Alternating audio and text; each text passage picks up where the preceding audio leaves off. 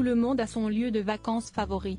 Édouard Philippe, malgré son désir de tenir secrète sa destination privilégiée, ne fait pas exception. Mais à quoi ressemblent ces étés avec son épouse Édith Chabre, et leurs enfants?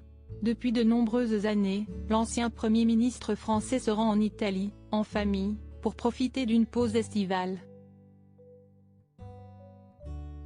Le maire du Havre de 52 ans apprécie tant le pays en forme de botte qu'il avait invité Gérald Darmanin et Thierry Solère à l'y retrouver au cours de l'été 2021, comme le révélait à l'époque l'Op.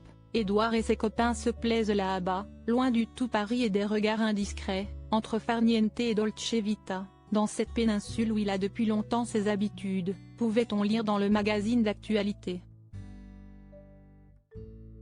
Il n'est jamais aussi heureux que sous le soleil de Sicile, à Raguse ou Palerme, confiait aussi un proche du politique, évoquant les passe-temps préférés de l'ancien numéro 2 du gouvernement.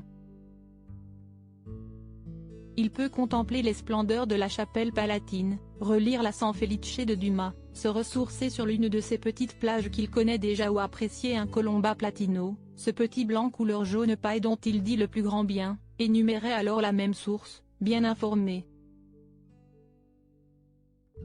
Supérieur à Chin, Christophe Willem, Nathalie Marquet, que font les stars de leurs vacances? Cette tradition en Italie pour les 10 ans de ses enfants en 2020, la destination de vacances de l'élu avait été ébruitée par un acteur. Sur Instagram, le comédien Emmanuel Gioji, connu pour son rôle dans Plus belle la vie, l'avait retrouvé t-shirt et cheveux au vent dans les rues italiennes, postant un selfie avec lui en date du 5 août, qui ne figure désormais plus sur son profil.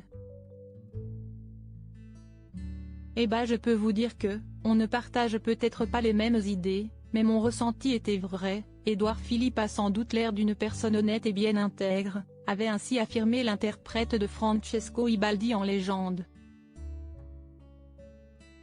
L'Italie est si chère au cœur d'Édouard Philippe qu'un voyage dans le pays est devenu la tradition pour les 10 ans de chacun de ses enfants. À l'occasion de l'anniversaire de sa fille cadette Sarah, le quinquagénaire s'était donc fait une joie de s'offrir un moment privilégié avec elle en Sicile, comme le révélait l'Express.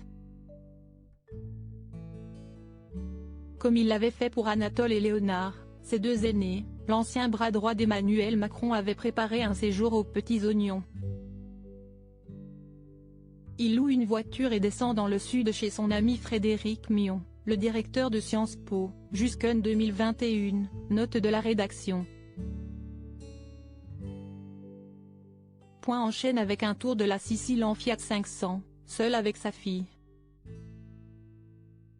Primo piatto, pasta. Secondo piatto, pasta, avait résumé le journal. Crédit photo. Jean-Marc Lemaire.